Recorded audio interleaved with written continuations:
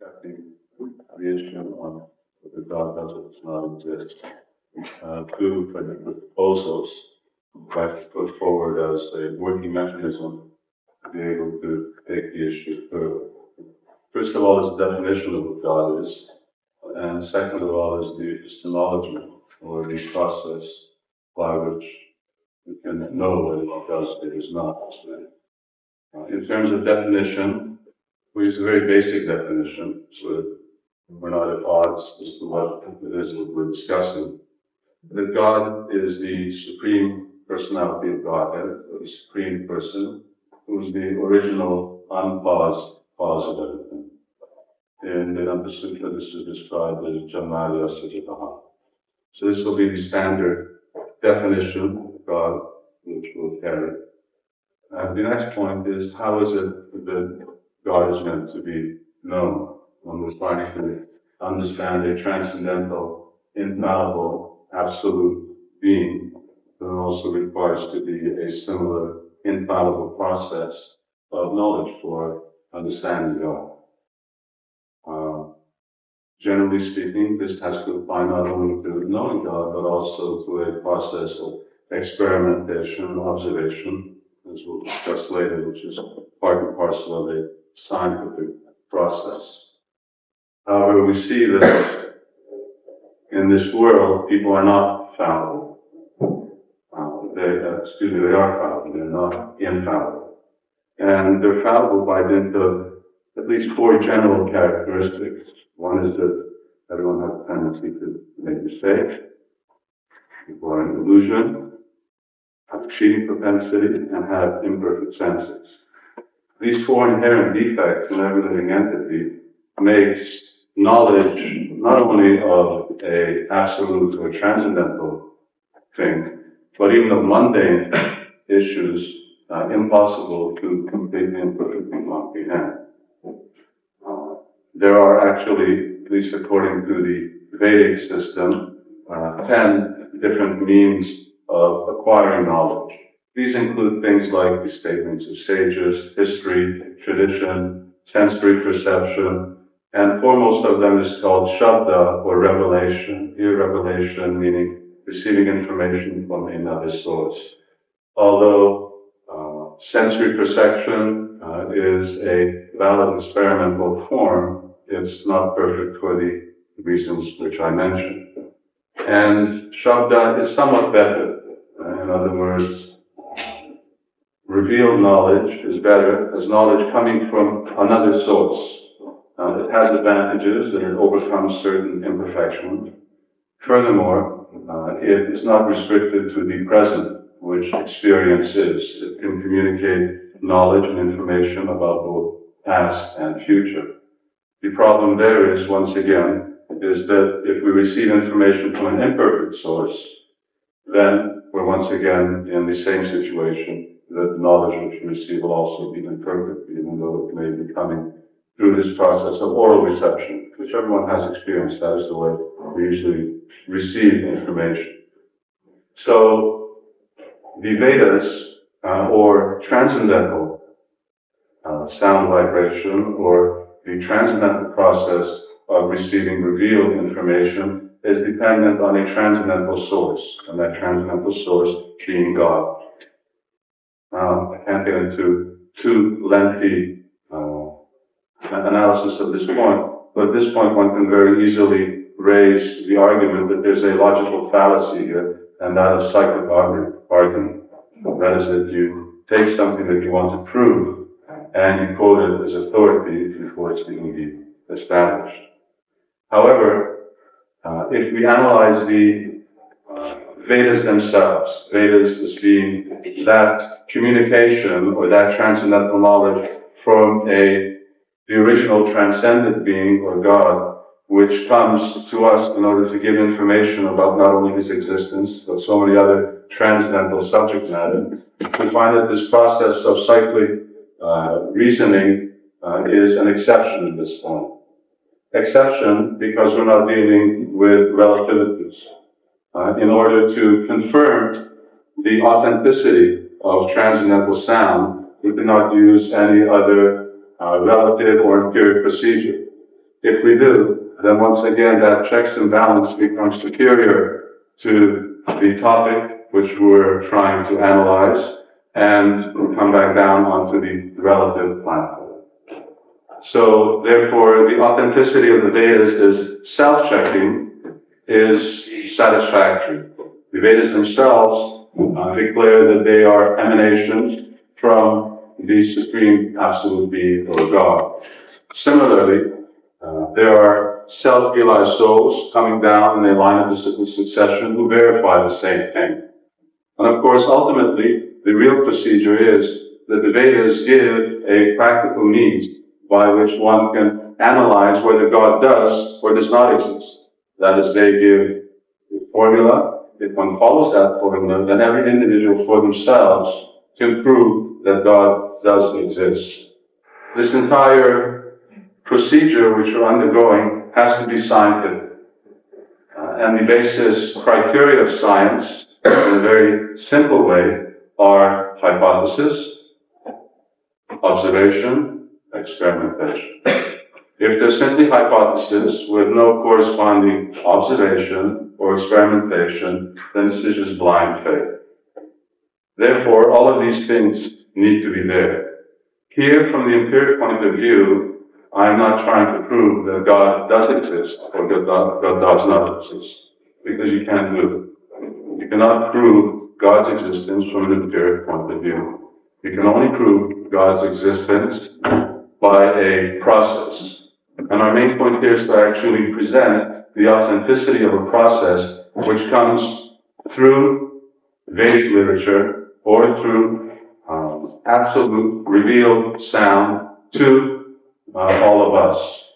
And that process is known as revelation. Here, revelation meaning that the Supreme Being or God reveals Himself to those who have limited abilities even to understand Him. So this process of revelation is called Bhakti Yoga. It is described in the Vedas. It starts with basic practices of chanting and hearing about the name, fame, voice, etc. of God. This process purifies one's senses and gives one the ability to actually become free from the four deficiencies which I had mentioned earlier. However, that in itself still does not give us the ability to see God. But when God is sufficiently satisfied with one's efforts, then He reveals Himself to the earnest seeker. Here we see that there is an experiment. This process of discipline, of sadhana, of bhakti yoga is an experiment that everyone can perform. It in itself culminates with an observation. That is direct perception, face-to-face perception of God, the original creator. And therefore the hypothesis that God does exist can then be verified. So this verification is something which is left up to each individual. There is additional evidence, but evidence in itself does not constitute proof. For instance, there's evidence which perhaps often we've heard in terms of the inference of God's existence.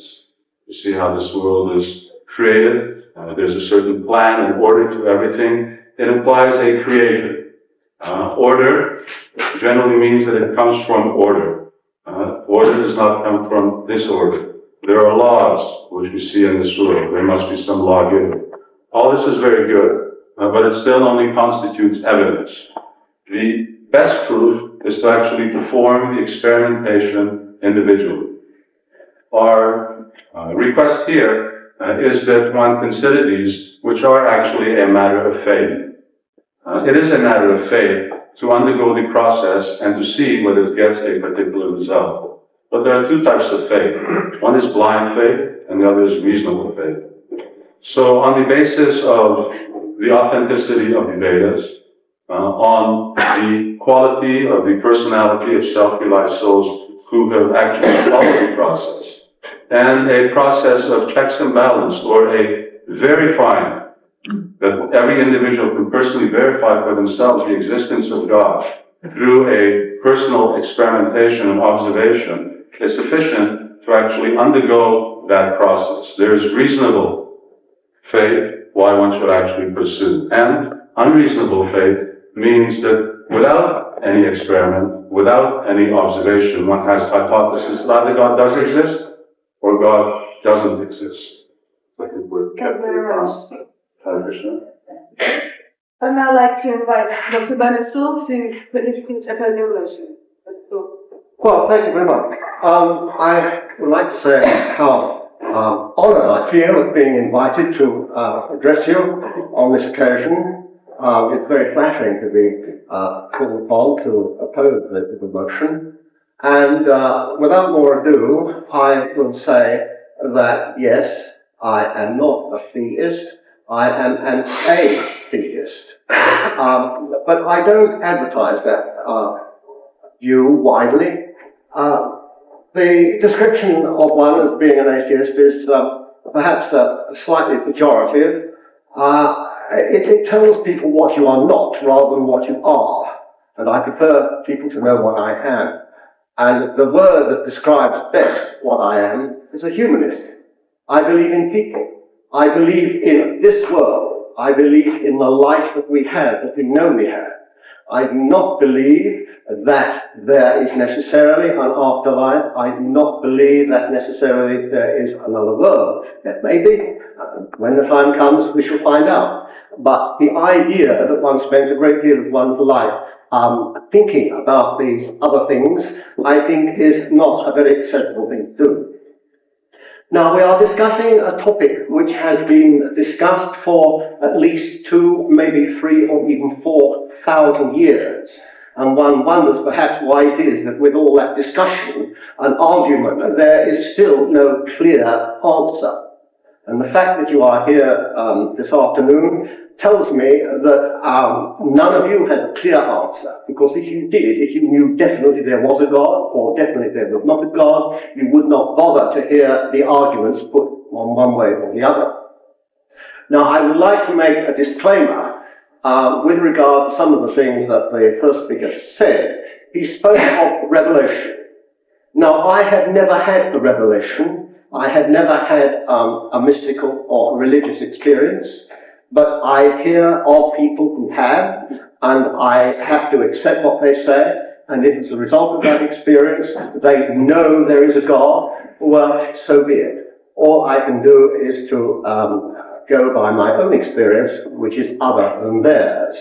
And I think I am perhaps representative of a great majority of people. Now, the idea of a God, as I have said, is a very old one. And it is perhaps sensible to look at this as an inherent part of religion. Religion necessarily implies the existence of such a God. Now, religion, I'm not going to define it, but you know it as well as I do in general terms. I would suggest to you that it is the oldest of man's intellectual pursuits. From the earliest days, whenever man has satisfied his basic instincts of finding food and drink and has satisfied his sexual appetite, which are the basic desires that mankind has always had, and he had a bit of leisure, he sat maybe in the sun and looked at the sky and he wondered. And wonder is the essential characteristics of the human animal. If we had not wondered, if we still do not wonder, then the things that we do and which are essentially human would never have occurred. We would not have succeeded in the way that I think everyone has to accept of all the creatures, like all God's creatures. We would not have succeeded in the way that we have. And that wondering has led to us appreciating the quality and the nature of experience. Experience is that which we have, we all know what experience means, and we have it all the time in our waking moments. Maybe we have some experience in our non-waking moments in the form of dreams, but let's put that on one side for the moment. Now, experience comes to us in a number of ways, and the first speaker, I think, did touch upon these ways. One way is through our senses, on which we have 5. We see things, we hear things, we smell things, we taste things, we feel things by touching.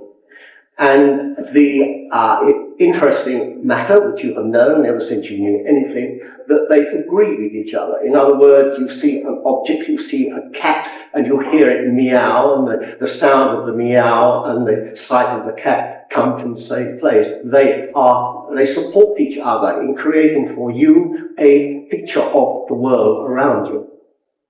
But we also have other impressions, other experiences, which do not come to us from the outside. They come from the inside.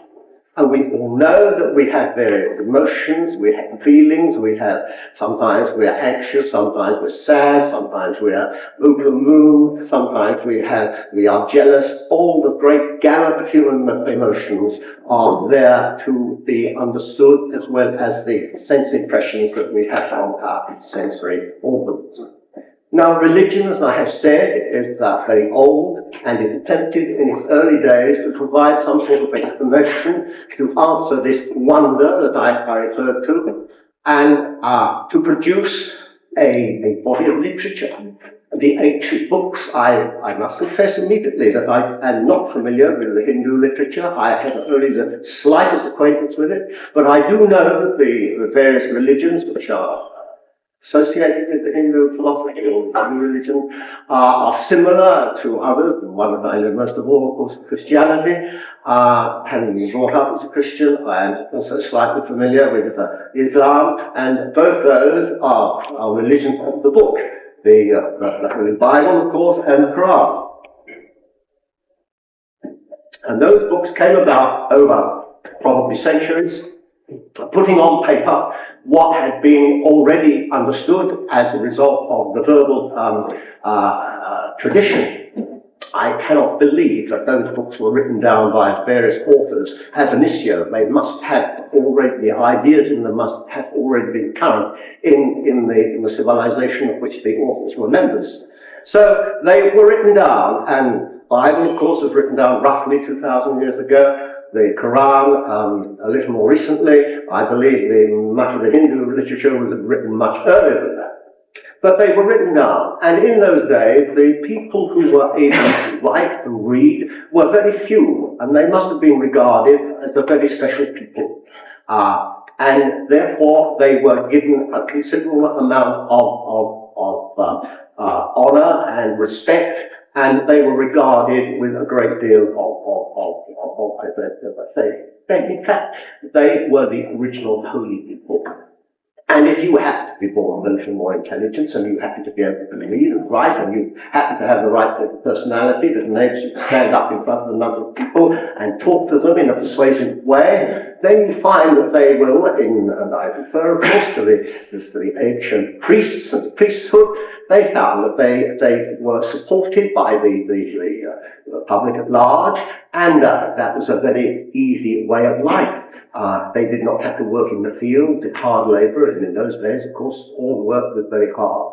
And they found this was a very nice way of life, and they wanted to continue it. And I'm not saying they didn't always believe what they were teaching, but that is a very important component of the origin of the priesthood in all our religions, and you see it today. You see today, and it's really rather sad in some ways. I have to speak of the Christian church, of course, which I know more. There is a great feeling in our society that some of the traditional teachings of as expounded in the pulpits are no longer applicable to the society in which we live. And whereas there was a time when priests and their like were rather special in their education and their knowledge, that is no longer true. Many of us have equal opportunities for education. Yes, all of us can read and write. And that special position which the priests and the holy men used to have, used to enjoy, they no longer enjoy. And this is one of the reasons why the Christian church at the moment is in some disarray. But that is I said a moment ago that the source of information that we have of the world around us can come through our senses, and it can also come from within ourselves. Now, it is very important that there be a clear distinction between those things that inside us, including our imagination, and the things outside us. And if we are tempted to believe that things that are inside us correspond to things that are outside us, then we can be in real trouble. And there are people who display this particular phenomenon. One sometimes hears of people who, they are a psychic case of course, but they are convinced that they are a reincarnation of Napoleon, say. Sometimes you hear a report that someone, there has been a reincarnation of Jesus Christ. These people we describe as having delusions. Sorry to cut you short there, but I am in full flow and I will stop because the chair requires me to stop, but I would like to continue this talk as soon as I have the opportunity. you will have further opportunity. Thank you very much. I'd like to stand back now to turn the microphone from for a further 5 minutes supporting the motion that goes down to it. As mentioned earlier, the source of evidence that one begins any conversation ultimately determines the conclusion.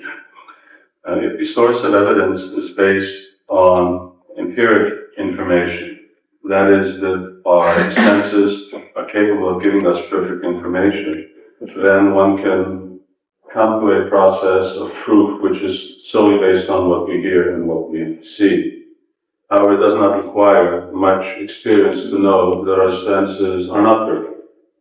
I may speak at a certain pitch, which is beyond the range of our auditory ability, which means that although the sound vibration is there, we can't hear it. Our senses are impaired. So therefore there has to be a superior means of gathering information. As we pointed out, that superior means is to receive information directly from a transcendental source. It can then be put into practice and application. This process of receiving transcendental knowledge through scripture, in this case the Vedas, is not a byproduct of individual priests. For instance, if we study the Vedic culture, or at least even the language of the Vedas, it is written in Sanskrit. Sanskrit itself is a very elaborate language. It is a very elaborate language that takes sometimes 12 to 18 years in order to fully master. The language is indicative of a certain class of people. This was not simply the language of the intelligentsia, it was the language of the general mass of people. And the general mass of people were capable of both writing, reading, and communicating. It is a fact that we see that there is abuse in terms of the transmission of knowledge, and perhaps how spiritual concepts are represented by certain priestly class. However, when we study the spiritual tradition of the Vedas, you see that it comes down through a perfect chain of individuals who are not only interpreted by biblical relation, their behavior, their integrity, their moral standards and character, which must be in one with the teachings which they present. Even to the present day, our spiritual masters represented the teachings of the Vedas to the Western world. There's also coming in that same chain of succession. When we study his character, we find it is perfectly in line with the Vedas. When we practice the teachings which are there within the Vedas, we see that there are very scientific and measurable results, experimental results. Results which, for instance, may be even confirmed by scientific or at least empirical process. For instance, in Vedas it is described that all bone is impure, but the state of the cow dung is pure. Now that has been taken for many centuries as simply being mythology and superstition. However, at the beginning of this century, it was analyzed that cow dung has fully antiseptic qualities. So in this case, we see that yes, the empirical process does confirm what Vedic literature states. However, because the Vedas not only talk about mundane, but also talk about subject matter way beyond our experience, we can do nothing else other than try to apply that process for understanding that transcendental media and see whether it works or not. That is ultimately science. Hypothesis, once again, without any experiment or observation, is blind faith. So the statement that God does not exist is blind faith. In order to prove that something doesn't exist, we also have to know how to prove that it does exist. To disprove something, you have to be able to also prove its existence. And that requires a process of experimentation.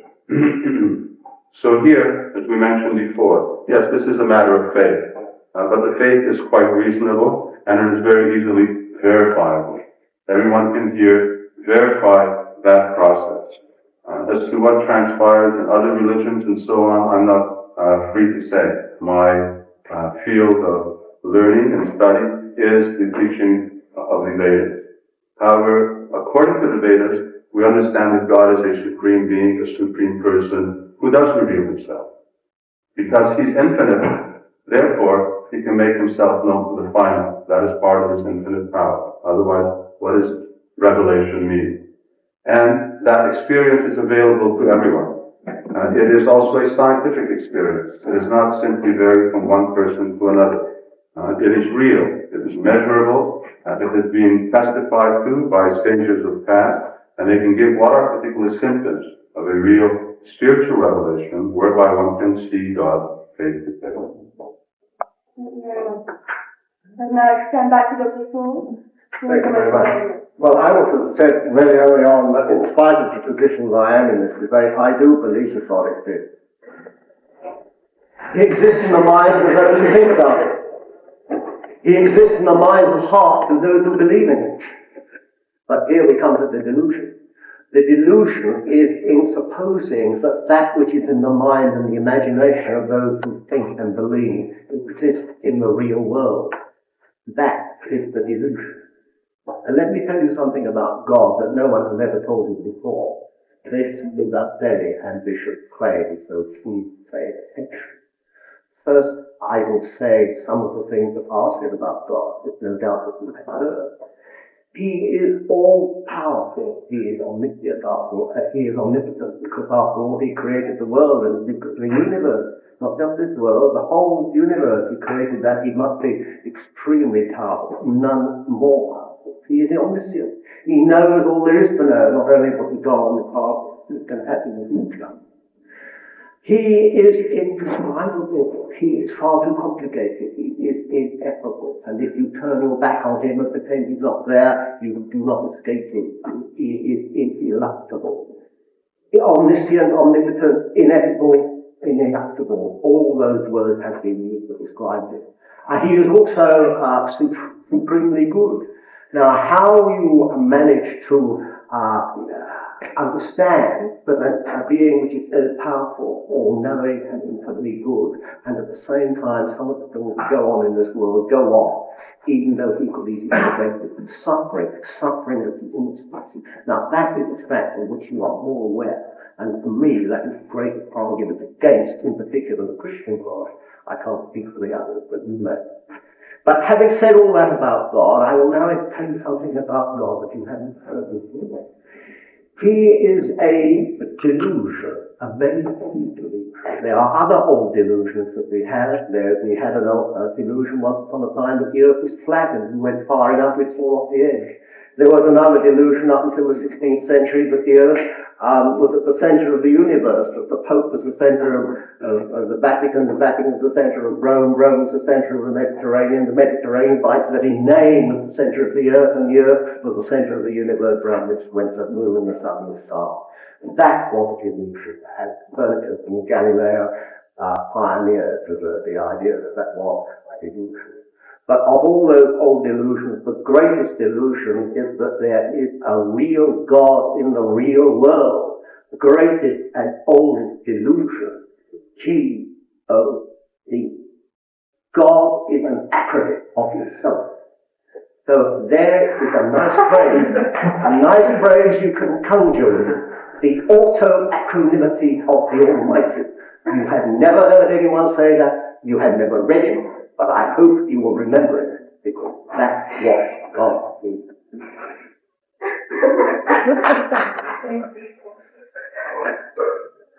Thank you very much. I'd like to turn back to the to summarize the argument.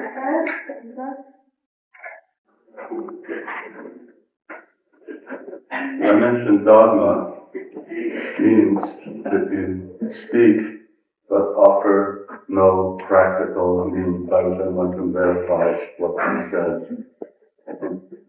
what good is that? Dogmatic question. And as I mentioned, this is science. To the best of my knowledge, humanists demand that everything should be presented in a scientific way. I was also expecting that would be the case tonight, but I'm a little disappointed. God is an absolute reality. He does exist. Fortunately for him, he doesn't have to prove himself to us, but rather he gives us an opportunity to use our intelligence to understand his existence. It's not a very difficult thing to see. When we do look around at the world around us, then we'll find that there are so many reasons why we should come to the conclusion that there is a designer, there is a creator. And if we want to find out who that designer and creator is, then we can go to various revealed scriptures of the world and get further information about that.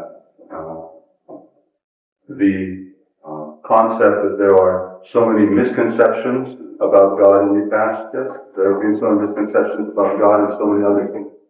That is not true that God does not exist. It's because people thought that the earth was flat, doesn't mean God doesn't exist. Or the Roman example of the world.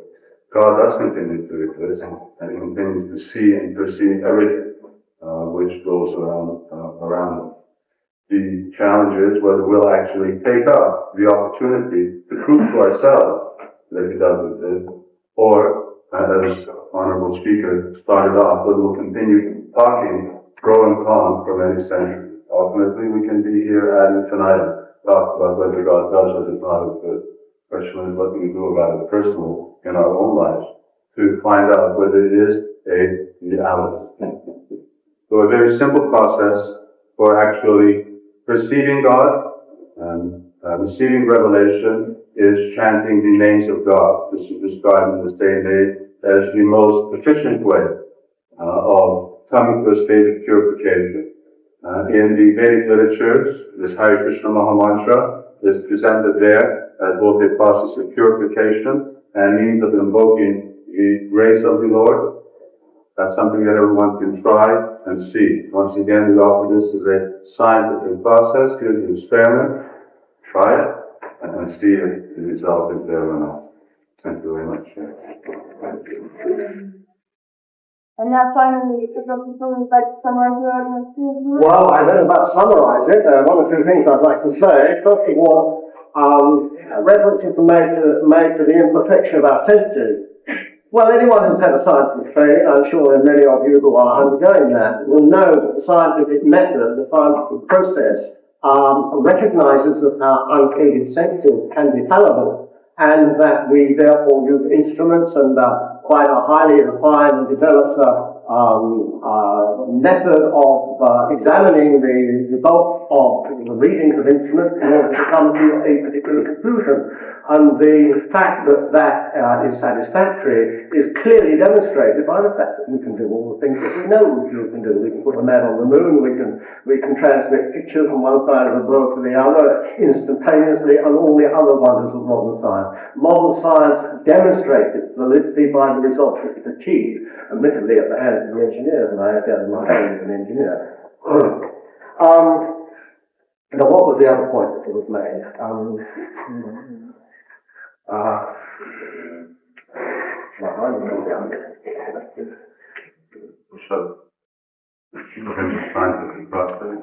Well, I dealt with the scientific only. You have described the Almighty as the uncalled cause. Why can't you accept the universe which you know exists as the uncalled cause? Let me reply. Because I see everything in the universe as being caused, and you can't show me anything that doesn't have a cause. So you can't But you're trying to say your God doesn't have a cause. Yes, that's how we define it, but you can't define the universe like that because everything has a cause. Everything that I observe has a beginning. So where does it all come from? The universe has a beginning. Yes. And why can't you accept that? Why can't I accept that it has a beginning? But where did that come from? To say it comes from God doesn't tell you anything because God cannot be defined. It doesn't tell you anything you don't know. God is a word that's bandied about with no clear meaning, except in these extreme things which are self-contradictory, as I said a moment ago. Is there a contradiction in establishing that God is the unthought creator? There's no say that, but there's no means of verifying it. I'm giving you a means You of can't verifying find it, you cannot. Would you like, I gave you a means, will you do it? That's the experiment. If you're a scientist, yes, an experiment whereby I'll give you an experiment. that will You show have an experiment, yes, and you can see God face to face. Yeah, but will you do it?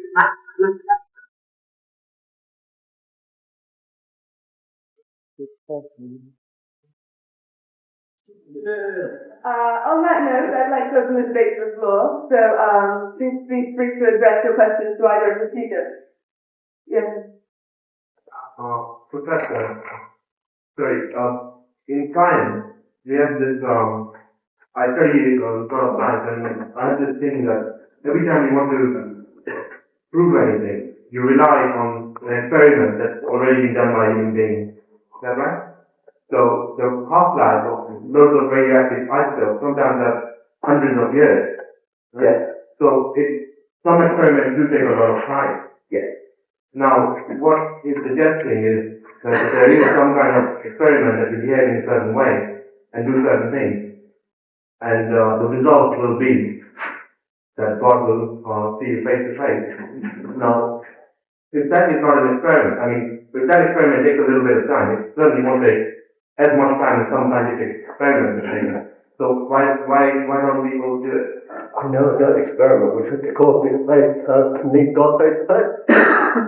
God is an image in people's minds. He's not out there. His Holiness was just presenting this as an experiment. I didn't really understand it. You don't know the success of the experiment, but the experiment has been presented. Well, I'll give you an experiment, which means that you have to follow it. The experiment in Bhakti Yoga, which takes a certain amount of time, which has certain behavioral traits and practices that have to be practiced. And if you go through that process, you'll see God face to face. I understand what you're saying. I freely admit I'm not familiar with religions or philosophies or practices. And so what I'm now going to say is a guess on my part to the best of my ability. It is certainly true, as I understand it, that certain procedures, bodily processes, practices, things that you do, maybe things that you eat or you drink, can affect your bodily processes. And certainly I believe in the practice of yoga. It is possible to control bodily processes to the extent that we in the West are incapable. And I accept that that may cause certain mental, I would use the word hallucination. You say he's on. It's another word. It's a scientific process. So these once again simply become dogmatic statements, something to hallucination. Just like our present experience, in terms of sensing that this is reality, one could also charge it as being hallucination. But there are certain checks and balances to determine reality of hallucination. So the question is, here's an experiment. Why will you not do it? If you are a scientist, why don't you follow the scientific process and then prove it? Otherwise, it simply becomes a dogmatic statement on blind faith, simply saying, repeating over and over again like tag, it doesn't exist, it doesn't exist, it doesn't exist. If someone says, here's the experiment to make it work, then I reject that. Just like someone says, 2 parts hydrogen, 1 part oxygen makes water, and I disagree. And someone says, well, here's the experiment, you do it, and I keep talking, I don't believe it, I don't believe it, I don't believe it.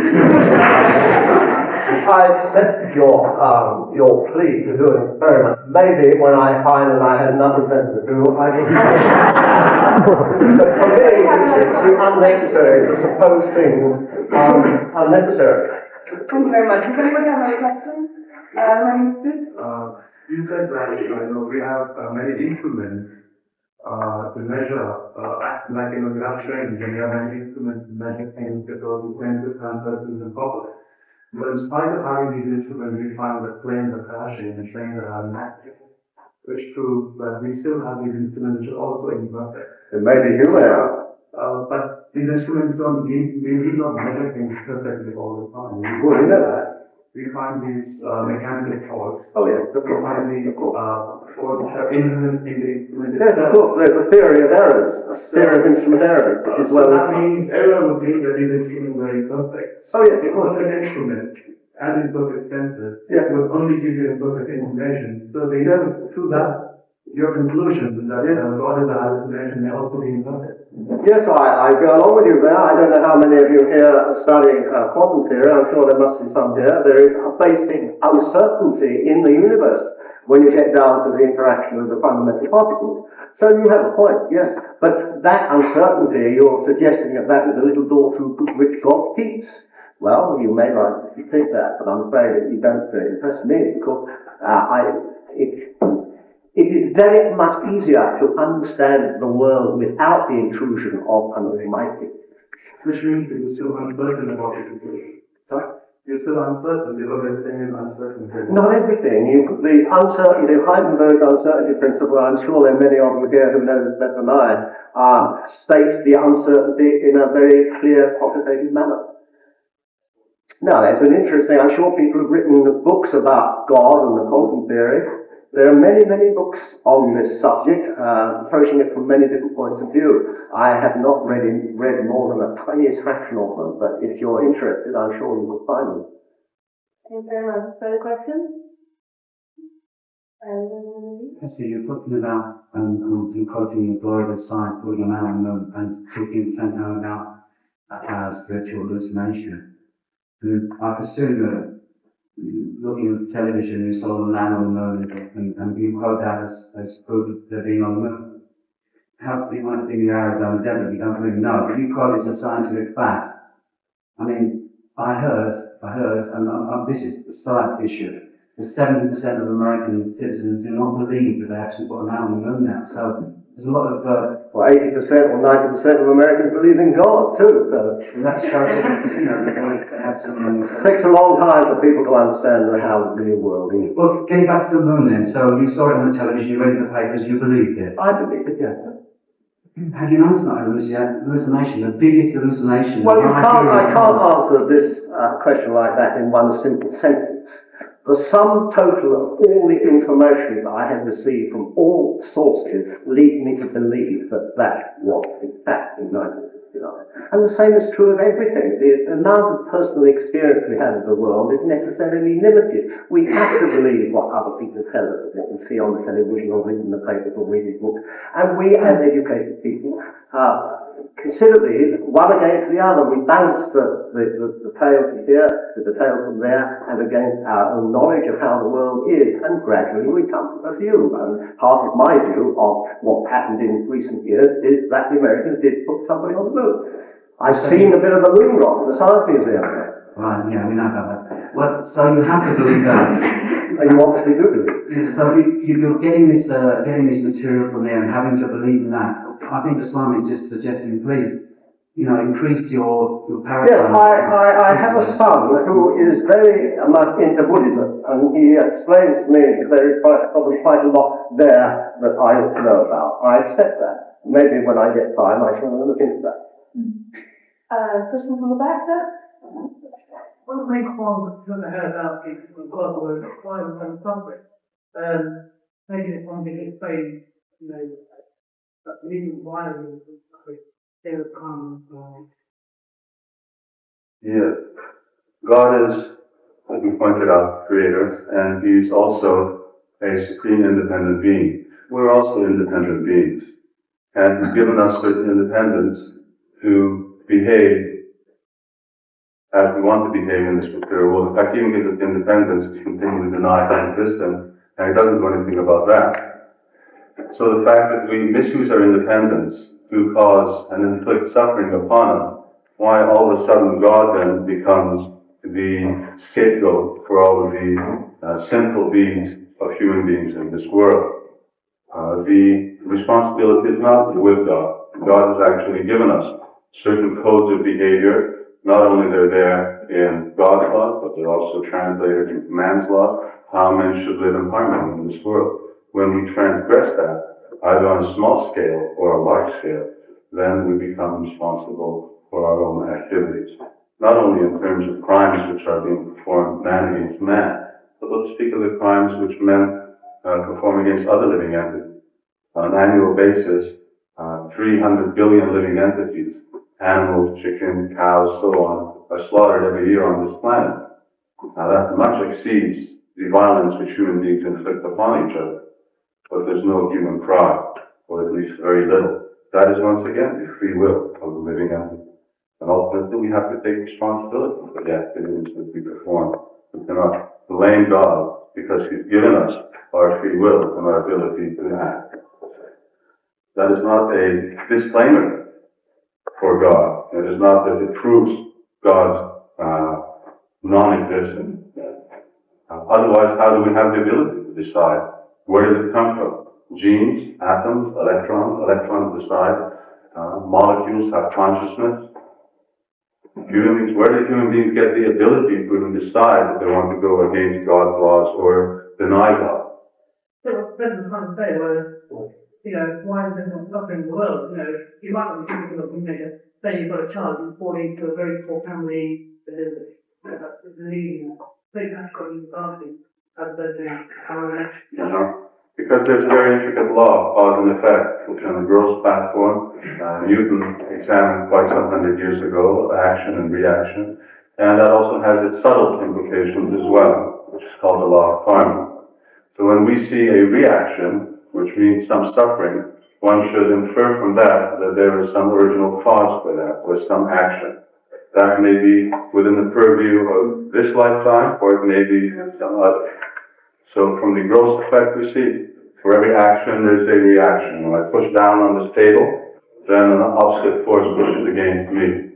And similarly, on the subtle level, when one living entity inflicts certain pain on another, or even when we perform some activities in this world, that also has some subtle reactions which affect us.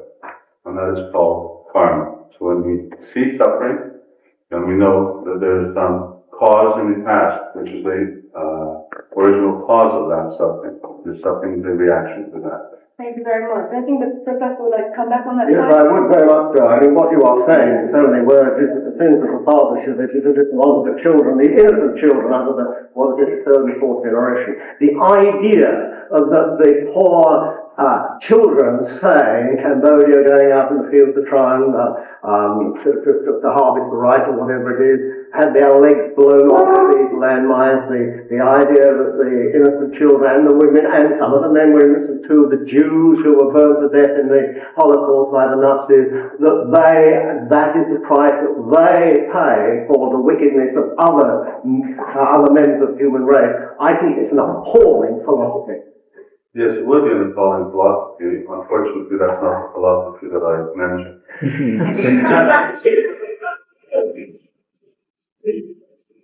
However, there is a continuum, which is called the soul, which goes from one body to another. And Pardon me, that is a hypothesis, not a statement. Well, that is also a hypothesis for which there is experiment if you're willing to perform.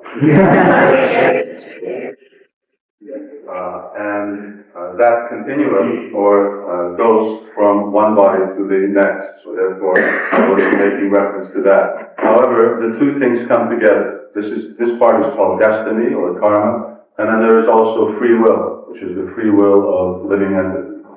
So when we see suffering, then we'll see that generally will be a combination of two. It may be a result of the same person's activities in the previous life, or it may simply be the free will of another living entity to inflict suffering on that person.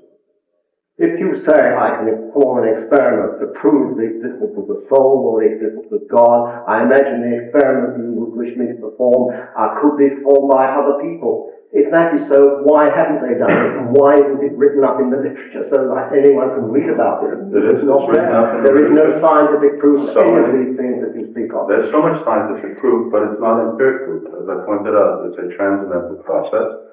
It's written up in Bhagavad Gita, Srimad Bhagavatam, so many literature which are being distributed throughout the world. Many, many people perform it. In fact, Krishna states in the Bhagavad Gita, Bahalo Jnana Tapasa. So great personalities like Narada, Vyas, Shukadev, these are all perfected beings who have performed the experiment, who attest to it. And even at the present time, so many people are performing the experiment. They're not in illusion about it. But it requires, once again, free will. And if one is insistent that, no, I will not do it, I will simply just fix my dogmatic position, then what can be done? Often you can either force the water, but you can't make you drink. Okay, let's take another question from the corner here. If you're an advocate of empiricism and reason, do you personally believe in evolution to the result of natural selection? Are you asking me if I'm an advocate of empiricism? Well, to the result of natural selection, do you believe No, I'm not an advocate of empiricism. I'm the advocate of the opposite. Empirical knowledge is limited and imperfect knowledge. And I'm not an advocate of evolution either. Evolutionary theory, very good statement. Theory, like all other scientific theories, are constantly in a change of flux. Just like you in an educational institution, where all of you have to buy new textbooks every year because your knowledge always changes. But some people say that that knowledge is coming closer to complete understanding. That also could be a hallucination. It could mean we actually don't really understand reality as it is, and every year we're having a different perspective of what reality is because our entire foundation, scientific foundation, is also based on faith. It's based on the faith that the empiric process will actually answer everything. I could just as easily start off in saying that the empiric process doesn't. Maybe based on faith, but it's justified by results. Justified by some results, because you're starting off with a certain process of evidence. Therefore, obviously, you're going to be able to confirm some of those results. But the results are also always changing. Your carbon-14 has changed, and all of those results were fallacious. And sometime in the future, they may again be fallacious. So all of the procedures and the process of knowledge seems to be constantly being upgraded, which doesn't seem to be a real justification of results. Meaning that no one can really say, what is even this world? What is people, or what is even an atom? What is people, what is this world?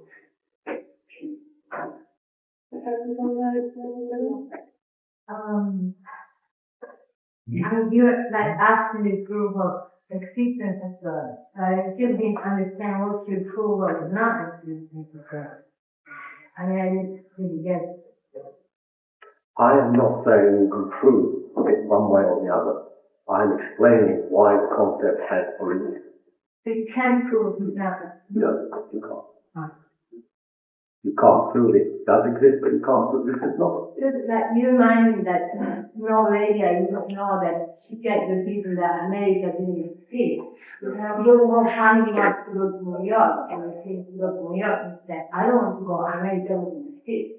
So I mean, the whole, everything you're saying reminds me of that. You know, like, saying she doesn't exist, but I don't want to experience it. Mm-hmm. You know, it's complex. If one cannot disprove the existence of God, then why say something you cannot prove? Then what is the fact behind it? You go through life all the time believing things you can't actually prove. Really? Is that a scientific process?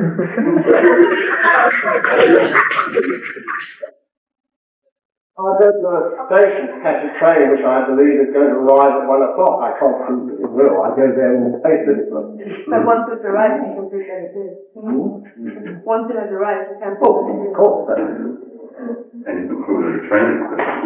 I'd like to take another question. You mentioned something about, when I asked you that question about why don't you accept experiment, you mentioned about hallucination when you perform yoga, but I think that particular type of yoga does not require practices that is called hallucination. There's no way that if you perform a particular experiment, as I was talking about, you get any hallucination in the mind that would force you to think otherwise. But I think it involves living the life that you're living, just changing a few things. I freely admit I know very little about Eastern philosophy or Eastern religion.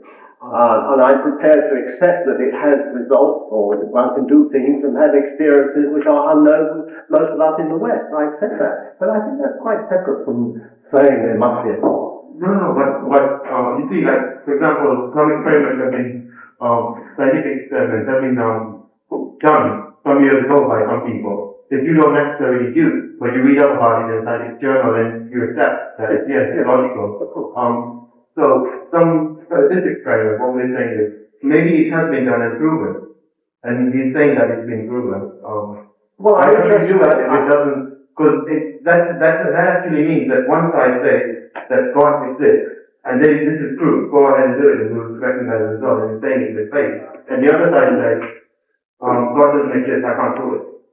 But if God has been proved to exist by some scientific process, it can be part of the scientific literature. That's assuming that the Western world thought it covered that. What? Assuming that the Western world thought it covered that. Oh, you can't say things like that. So the Western world is some entity which decides things. No, but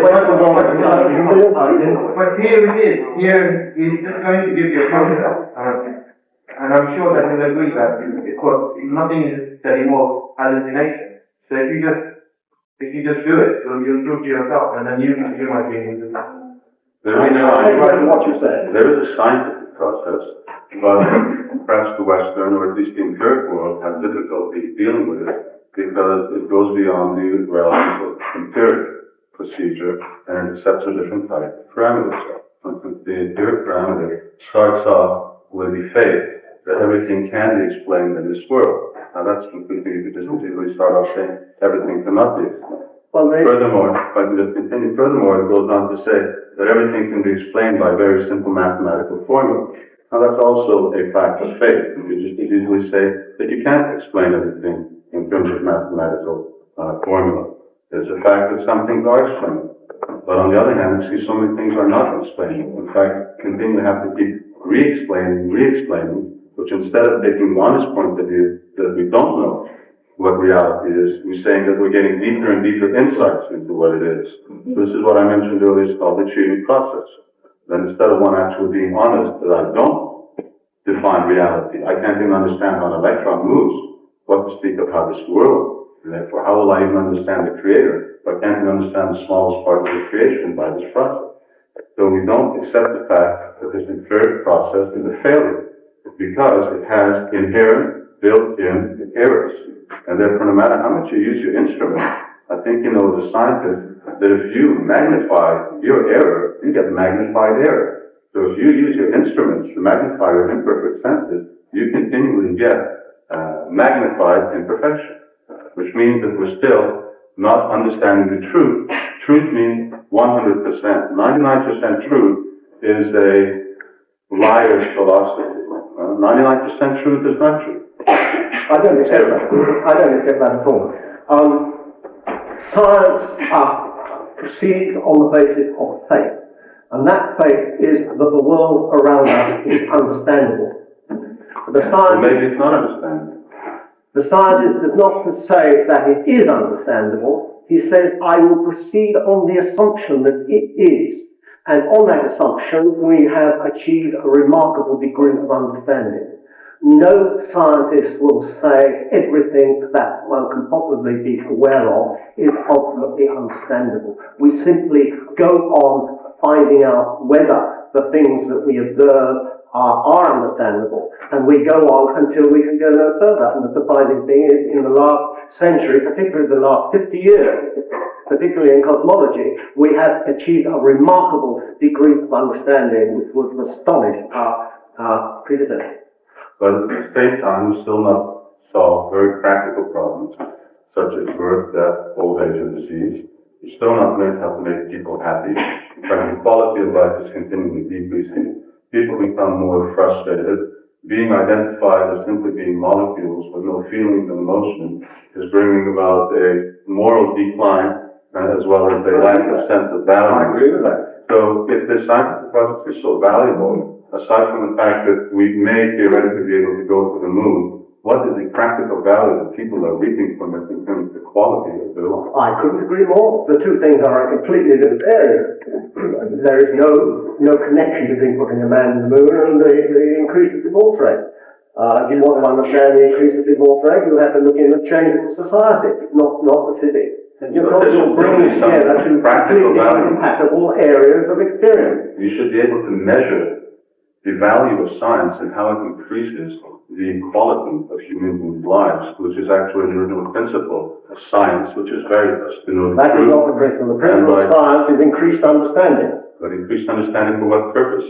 For the sake of understanding, yes, with no qualitative improvement in people's lives? Yes. Definitely not. The motivation of the pure scientist is increased understanding. The results of that understanding are something quite different. on that note, I'm afraid we've run out of time, so I can't take any more questions. But I'm sure that you will hang around for a few minutes, if you'd like to come individually. I'd like to close on a show of hands. So if I could have hands for those that support the motion that God does exist.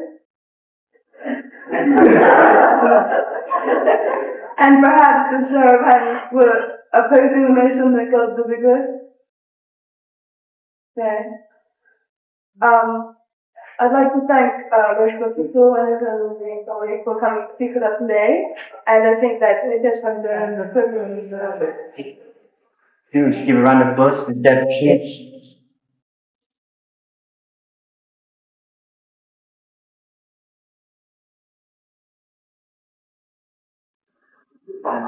On behalf of Foundation, I'd also like to thank both of them for doing their take so well. A few other announcements is that just before you do leave, can you not leave from the back exit and leave from the front? And there's a couple of announcements for next week on behalf of Foundation. 21st, which is Tuesday, next Tuesday, at UCL right here. We're going to have a past life regression where his friends, will be taking people, volunteers back to their past life. We have leaflets for that. You'll be at the front here. So if anyone would like to either take any more literature, or any more information, please drop off the table. May I say that in spite of the vote, you are a very appreciative audience. Thank you very much.